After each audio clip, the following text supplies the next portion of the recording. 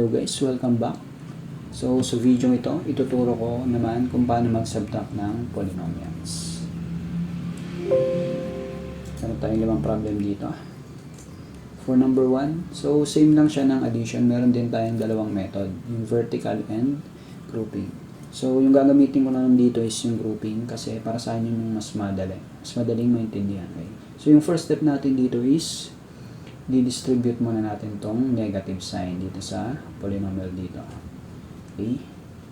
Negative times 8x cubed is negative 8x cubed. Negative times 2x squared is negative 2x squared. Negative times 3x is negative 3x. And negative times negative 7 is positive 7. Okay, tandaan nyo lang yung negative times positive is negative. Negative times negative is positive. Yun lang. Tandaan nyo lang yun. Then, grouping na natin. So, yung mga x cube, magsamahin natin. 5x cube minus 8x cube. Then, yung mga x squared, negative 7x squared minus 2x squared. Then, yung mga x, 3x minus 3x. Then, yung mga constant, negative 4 plus 7. Then, simplify. 5x cube minus 8x cube is negative 3x cube. Negative 7 minus 2 is negative 9. Copy lang yung variable. Then, 3x minus 3x is 0. Then, negative 4 plus 7 is 3. So, ganun lang yun. Copy lang natin to. Ito na yung final answer. Okay? For number 2, again, first step is i-distribute natin itong negative. So, negative times 7xy is negative 7xy. Negative times negative 6y squared is positive. Again, negative times negative is positive. Then, negative times 5x squared y is negative 5x squared y. And again, grupo natin ulit. So, i-grupo natin yung mga x squared y. So, meron tayo dito ang 2x squared y. Sa kabila is negative 5x squared y. Then, yung mga xy. Meron tayong negative 5xy. Meron tayong negative 7xy. Yan yung mga y squared. 6y squared plus 3y squared. Okay? So, ito na yan. Nagrupo na natin. Simplify. 2 minus 5 is negative 3. Copy lang yung variable.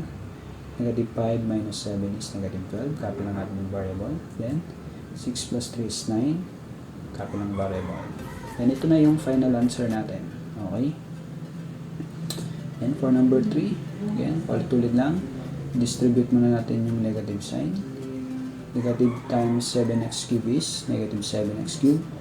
Negative times negative 6 x to the fifth is positive. Then, negative times 2x squared is negative 2x squared. Then, grouping ulit yung mga x to the fifth natin dito. Then, x to the fifth. Meron tayo dito 6x to the fifth. Then, yung mga x cube. Negative 6x cube. Dito meron tayong negative 7x cube. Then, yung mga x squared natin, 7x squared, meron tayong negative 2x squared. Wala tayong constant. Then, simplify lang. 9 plus 6 is 15. Then, negative 6x cubed minus 7x cubed is negative 13x cubed. Then, 7 minus 2 is 5. Napi lang natin yung variable, 5x squared. Then, ito na yung final answer natin. Number 4, subtract 4x cubed minus 5x minus 8 from 6x squared minus 3x plus 8. Sabihin, itong 4x cubed minus 5x is isa-subtract natin dito. So, ganito yung tsura niya. Then, distribute na again natin itong negative. Negative times 4x cubed is negative 4x cubed. Negative times negative 5x is positive 5x. And negative times negative is negative 8 is positive 8. Okay? And grupo lang natin yung similar terms. So, meron tayo dito ang negative 4x cubed. So, wala siyang kasamang iba. Siya lang yung isang x cubed. Then, x squared natin. Mag-isa lang din yung 6x squared. Then, yung mga x natin. Negative 3x plus 5x. Then, yung mga constant. And simplify. Negative 3x plus 5x is positive 2x. Then 8 plus 8 is 16. Then ito na yung final answer natin. And lastly, for number 5, Yan, first step is i-distribute natin yung negative sign. Negative times y cube is negative y cube. Negative times negative 1.7 is positive 1.7.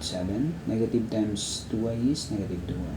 Then, grupo natin again yung mga similar terms. Yung mga y cube, 1.5y cube minus y cube. Then, yung mga y squared, 4.8y squared plus 1.7y squared. Then, lastly, yung y pa pala, negative 2y. Then, yung constant. Then, simplify natin. 1.5 minus 1 is 0.5.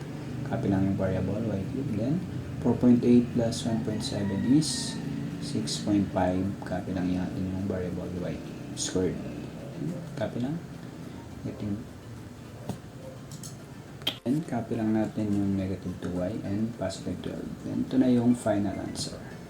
So, yun lang. Thanks for watching. Sana marami kayong natutunan.